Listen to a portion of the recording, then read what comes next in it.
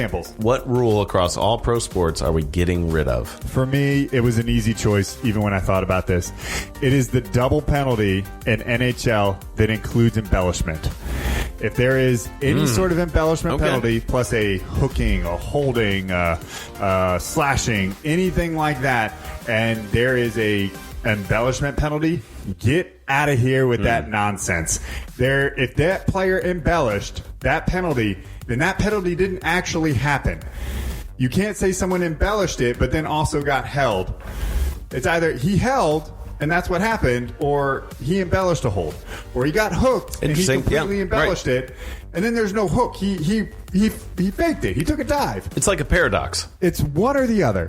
You can't have both. That is the most annoying thing in the world to me. He's getting fired up. Oh my God, I hate it so much. Okay, what's yours? Hang on, though. Okay, baseball managers wearing uniforms? You got an issue with that? An option. I don't personally have an option. It was okay. Just doing some research. That was one of the things that I saw is being considered an annoying rule. Sure. I wouldn't consider that. These. Yeah, I'm cool with that. I mean, because also depending on the time of year, you see them in jackets still, or in a hoodie, or if it's cool enough. And I don't know. Yeah. And dugout warnings, I thought was interesting too. I mean, it seems. I could argue either way. I mean, let's be honest. Dugout warnings seem almost useless now.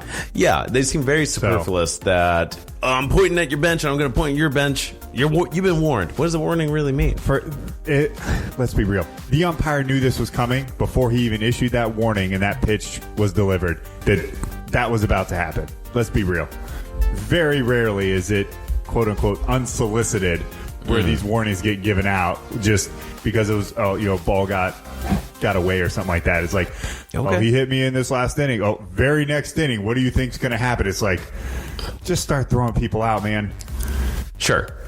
Maybe a zero, like a lower tolerance on it. Yeah. That's just my thought. So. Sure. Okay. Yep. Anyway, from your list, for me, originally I was thinking, I'm still not a fan of that automatic walk in baseball where you don't throw the 4 pitches anymore. I'm okay with that, to be honest. But I can live with it. To me, also, it's like you should throw the 4 pitches rather than just say, we're just going to give him the base. I don't know. It's a little weird. I mean, fair enough. It's taking some time for me to get used to. But I don't personally have at the end of the day, right. I kind of feel that way about it. So what would I really like to see are those non-logical restrictions on replays.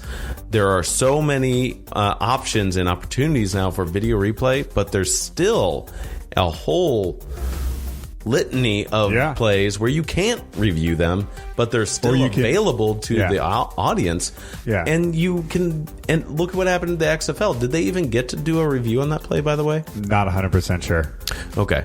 I wouldn't be surprised if they didn't see it, because apparently the video was so clearly showing a knee down on the turf. So just because of the time on the clock or the point in the game or what the play was. He's probably the head official or the person that was reassigned as the video replay individual that we're talking about. Yeah. Not 100% sure on that. But. Well, regardless, there are enough missed plays now where you should be able to, as an official, lean on video replay at any point. Just be logical about it. Make it common sense. You don't have to stop the game for... The common sense things that make sense. So a couple years ago, that pass interference that was against the Saints that pushed the Rams to the Super Bowl. They changed that rule where you then can do pass interference, but for this season. But it's like, guys, like that was a common sense play. Or last year, the Sharks hand pass that led to an overtime goal win in the playoffs. Like, how is this just a common sense thing not reviewable? So it's like a portion of that replay was reviewable, but not the whole thing. A portion? Yeah. Like who's calling just a portion of it? Guys, I'm with you on this. I like it. Yeah. All right. It's good. That's one I would like to hear about. If anyone wants to post on Facebook on a rule in sports you'd like to see. Yeah. The cut, Send it over to us. I like it. All right. Typically on this part of the show, we would talk about the best games to watch. And unfortunately, due to the current climate of the world and the fears over coronavirus, there are lots of headlines coming in. I mean, even as we are doing this episode, there are some cancellations on events and sporting events across the board. So, Eric, what do you have for us on that? Yeah, it's quite unfortunate. So we're not going to report on any of the best games to watch because we don't necessarily know what to report on. So all of the conference tournaments at this point in time have been canceled. The MLB is expected to cancel or postpone spring training. Also in at this point, the NBA and NHL have also suspended playing games until further notice. The MLS is 30 days into, or planning a 30-day suspension on top of that. And the NFL has also canceled owners' meetings. NFL is probably going to be the least impacted just based on their season schedule. But at this point, we have nothing to report. We are still awaiting a few things. So if there is something on, tune in and enjoy it while you can, because the current climate for probably the next 30 to 45 days may not be so great for sports. Yeah, it's pretty wild, in all honesty, to see this much happening and really all at the same time. So as Eric put it, though, if there is something on, I mean, just count that as kind of a win that there's even some sports on for now. Anything is kind of subject to change, including the NCAA tournament. So when we were talking about that episode coming up for the bracket episode, we still have plans on doing it. But that's assuming the tournament is going on.